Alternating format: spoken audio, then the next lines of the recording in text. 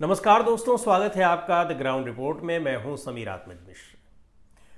पहलगाम में जो आतंकी हमला हुआ 22 अप्रैल को, उसको लेकर लगातार नई नई बातें सामने आ रही हैं। एक तरफ तो सरकार अब तक वहां उन आतंकवादियों के खिलाफ कोई कार्रवाई, नई ठोस कार्रवाई होती दिखाई पड़ रही है कि जो इसके जिम्मेदार थे, जिन्होंने इसको अंजाम दिया, जिस घटना को, वो आतंकवादी नहीं पकड़ाए हैं और ना ही उन लोगों की पहचान अभी हो पा रही है जो इसके पीछे हैं, जिन्होंने इस पे कॉन्स्पिरेसी की है। हाँ, ये ज़रूर है कि पिछले 2-3 दिनों में कई संदिग्धों के घर ढहाने की खबरें ज़रूर आ रही हैं, जिनको माना जा रहा है कि इन लोगों ने शेल्टर दिया, प्रोटेक्शन दिया या कहीं ना कहीं से उन्होंने आतंकवादियों की मदद की। पुख्ता सबूत उसके नहीं है, लेकिन सबूत मिले होंगे तभी उनके घर ढहाए गए हैं। घर तब भी ढहा दिए गए जबकि सुप्रीम कोर्ट की इस पर रोक है, लेकिन ये एक अलग मुद्दा है। अब जो नई बातें सामने आ रही हैं, वो सुरक्षा की चूक को लेकर विपक्ष सवाल उठा ही रहा है। ये सवाल बहुत से लोग पूछ रहे हैं कि आखिर कैसे हो गया इस बैसरन घाटी में, जो पहलगाम की है और जहां पर ये इतने बड़ी संख्या में पर्यटक वहां मौजूद रहे, कैसे वहां पर पहुंचे और क्या कुछ हुआ, इतना कैसे उसकी वहां पर इंटेलिजेंस सर्विसेज कैसे काम कर रही थी, क्या हुआ। तो उसमें एक जो महत्वपूर्ण बात, एक बड़ी इंपॉर्टेंट बात सामने आई है, वो ये कि इस मुद्दे पर सरकार को भी गफलत में रखा गया। सरकार यानी गृह मंत्रालय को भी गफलत में रखा गया। गृह मंत्रालय को भी सही जानकारी नहीं दी गई, लेकिन एक ही सोर्स हो सकता है जिसने सही जानकारी ना दी हो। गृह मंत्रालय के पास और भी चीज़ें हैं, वहाँ पर उसके पास इंटेलिजेंस एजेंसियाँ भी हैं, जानकारी के और भी बहुत से स्रोत होते हैं। तो ये जिस हम सही जानकारी की बात कर रहे हैं, वो दरअसल ये है कि 22 तारीख को घटना हो रही है और 24 अप्रैल को सर्वदलीय बैठक बुलाई जा रही है, जिसके लिए कांग्रेस पार्टी ने कहा कि ये बैठक बुलाई जानी चाहिए। प्रधानमंत्री उस बैठक में नहीं पहुंचे थे, लेकिन रक्षा मंत्री राजनाथ सिंह ने उस बैठक की अध्यक्षता की थी। और ये कहा जा रहा है, ये खबरें मिल रही हैं कि उस बैठक में अधिकारियों ने ये सूचना दी, यानी वहाँ पर जो तमाम नेता थे विपक्षी दलों के भी, सत्ता पक्ष के, उनको ये बताया गया कि बैसरन घाटी मई-जून के आसपास वहाँ पर्यटक आना शुरू होते हैं और तब इसकी सूचना पुलिस को दी जाती है, सुरक्षा बलों को दी जाती है, केंद्र सरकार को दी जाती है कि वहां पर पर्यटकों का आना जाना शुरू हो गया है और सुरक्षा की व्यवस्था चाक चौबंद कर दी जाए, सामान्य से ज़्यादा कर दी जाए, बढ़ा दी जाए, जो एक एहतियात के तौर पर किया जाता है। लेकिन इस बार सूचना नहीं दी गई और पर्यटकों के लिए बैसरन घाटी को खोल दिया गया।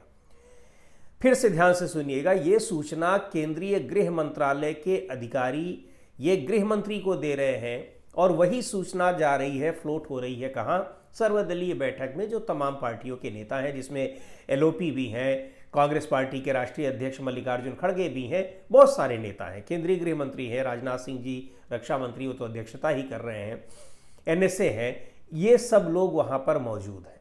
उनकी मौजूदगी में ये सूचना पहुँचाई जा रही है।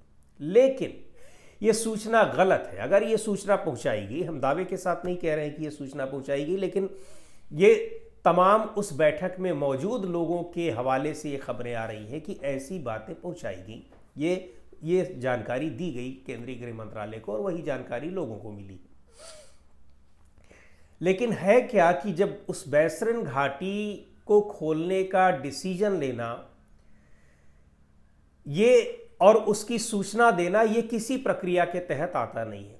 वो साल भर वो खुली रहती है बैसरन घाटी। केवल जब बहुत ज़्यादा बर्फबारी होती है जाड़े के महीनों में, तब वो बंद कर दी जाती, क्योंकि तब वहाँ कोई जाता ही नहीं है, जाने लायक वहाँ की स्थिति ही नहीं रहती है। वैसे भी हम लोगों ने अब जान ही लिया है, जो लोग नहीं भी गए होंगे वहाँ पर, कि वहाँ पहुँचने के लिए उस बैसरन प्लेस में, वो घास का एक मैदान है पहलगाम घाटी में, पहलगाम ज़िले में, वहाँ पहुंचने के लिए कोई गाड़ी वगैरह नहीं जाती है, केवल या तो पैदल आप जाइए या तो खच्चर जाइए।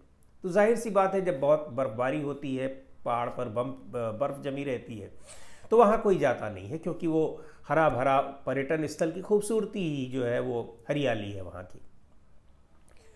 और इस बैसरन घाटी की जिम्मेदारी जो है, ये पहलगाम विकास प्राधिकरण निभाता है और वही इसको खोलता है, उसी की जिम्मेदारी है, वही इसको संचालित करता है, वही इसकी देख रेख करता है, वही इसका मैनेजमेंट करता है। टिकट लगते हैं वहाँ पर और लोग जाते हैं और इसकी सूचना देना वो किसी प्रक्रिया के तहत उसका कोई हिस्सा नहीं है कि इसकी सूचना केंद्रीय गृह मंत्रालय को दी जाएगी, ये उसमें है ही नहीं। यानी जो जानकारी दी गई कि उसको जून महीने में खोला जाता है और पहले ही खोल दिया गया, ये पूरी तरह से तथ्यात्मक रूप से ये गलत है और ये सूचना केंद्रीय गृह मंत्रालय को दे दी जाती है। और केंद्रीय गृह मंत्रालय उस सूचना पर अगर दी गई है तो उस पर भरोसा कैसे कर लेता है, ये भी बड़ी हैरानी की बात है। इसका मतलब कि अंधेरे में रखा गया, एक तो गलतियां हुई हैं, बड़ी चूक हुई है जिसकी वजह से वहां आतंकवादी घुस आए, चाहे वो सीमा पार से आ रहे हैं चाहे कहीं से भी आ रहे हैं, कैसे आ गए अभी तक ये पता नहीं चल पाया। हालांकि अब जांच दे दी गई है, गृह मंत्रालय ने इसकी जांच के लिए पूरी इस घटना की जांच NIA को दे दी है, नेशनल इन्वेस्टिगेटिव एजेंसी को, वो अब इस घटना की जांच करेगी। लेकिन ये सारी चीज़ें अभी सवाल उठा रही हैं कि आखिर ये सब कैसे हो गया। लेकिन उसमें भी जो सबसे महत्वपूर्ण बात है, और वहाँ सुरक्षाकर्मी भी नहीं है, उसमें यह है कि गलत सूचनाएं दी गई। एक तो जिम्मेदारी नहीं निभाएगी, सुरक्षा की व्यवस्था वहाँ चाक चौबंद नहीं की गई, और दूसरी ये है कि जिम्मेदार अधिकारी जो बड़े अधिकारी हैं या मंत्री हैं उन तक सूचनाएं भी गलत पहुंचाई गई। तो ये बहुत बड़े लूप होल सभी सामने आ रहे हैं और अगर ऐसा है तो ये बहुत ही गैर जिम्मेदाराना रवैया है अधिकारियों का और उस पूरे सूचना तंत्र का जो वहाँ से सारी सूचनाएं केंद्रीय गृह मंत्रालय तक ला रहा है। LG को क्या सूचना पहुँचा रहा है, क्या उनको भी नहीं पता है? तो ये पूरा का पूरा ये मामला और भी ज़्यादा संदिग्ध होता जा रहा है कि आखिर किसने ये षड्यंत्र किया। किसी का षड्यंत्र का हिस्सा है या सामान्य चूक है या फिर ये किसी प्लानिंग के तहत ये सारा कुछ किया जा रहा था जिसकी जानकारी केंद्रीय गृह मंत्रालय तक पहुंच ही नहीं पा रही थी। बहुत सारे सवाल हैं इसमें, लेकिन ये बात तय है कि किस तरह से चूक हुई है वहाँ पर और उस चूक की जिम्मेदारी अब तक किसी पर नहीं ला दी गई है। अब तक कोई जिम्मेदार यहाँ नहीं बताया जा रहा, यानी कौन है जिस पर यह जिम्मेदारी होगी, किसी की जिम्मेदारी बनती है कि नहीं, किसी की जवाबदेही बनती है कि नहीं, ये बड़ा सवाल अभी तक दिखाई पड़ रहा है। और दूसरी बात ये कि जब 370 हटी है 2019 में जम्मू कश्मीर से और जम्मू कश्मीर अब केंद्र शासित राज्य बन गया है, 2 केंद्र शासित राज्य, एक जम्मू कश्मीर और दूसरा लद्दाख, तो इसमें जो सुरक्षा की व्यवस्था है, पुलिसिंग की व्यवस्था है, ये सारी की सारी आ गई है केंद्रीय गृह मंत्रालय पर और पर्यटन विभाग जो है वो वहाँ की राज्य सरकार के पास है। तो राज्य सरकार की जिम्मेदारी इसमें वहाँ सुरक्षा व्यवस्था देनी नहीं थी, सुरक्षा व्यवस्था की जिम्मेदारी वो केंद्र सरकार की ही थी। हाँ, उस पर्यटन स्थल का मैनेजमेंट राज्य सरकार के हाथ में है और राज्य सरकार के अधिकारियों का जो खबरें आ रही हैं, ये उन्होंने कोई बयान जारी कर नहीं कहा है, लेकिन उन्होंने ये इस बात की पुष्टि की है, स्पष्ट किया है कि ये इसको पहलगाम विकास प्राधिकरण इसकी देखरेख करता है, वही संचालित करता है और जो पर्यटक आते हैं उनकी सुख सुविधाओं का, इन सब का ध्यान रखा जाता है। लेकिन उनकी सुरक्षा की जो व्यवस्था है, वो जिम्मेदारी है, वो पुलिस की है, राज्य पुलिस की, और राज्य पुलिस किसके अधीन है? वो केंद्रीय गृह मंत्रालय के अधीन है। तो बहुत सारी जो इस पूरी घटना के लिए जो चूक हुई है, जो लापरवाही बरती गई है और कदम कदम पर लापरवाही और इसकी जो कह लीजिए कि जिसको बिना कोई किसी जवाबदेही के जिस तरह से काम हुआ है, वो देश की सुरक्षा के लिए बहुत बड़ा संकट खड़ा कर सकता है आने वाले दिनों में भी अगर यही रवैया अपनाया गया।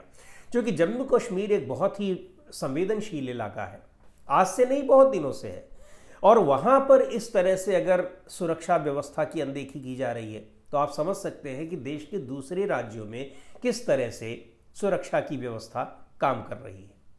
तो दोस्तों, आज की इस वीडियो में इतना ही। अगले वीडियो में फिर मिलेंगे एक नए विषय के साथ, एक नए मुद्दे के साथ। द ग्राउंड रिपोर्ट के यूट्यूब चैनल को आपने अब तक सब्सक्राइब न किया हो तो ज़रूर कर लें। हमारे वीडियोज़ को लाइक करें, शेयर करें और अपने सुझाव भी हमें ज़रूर भेजें।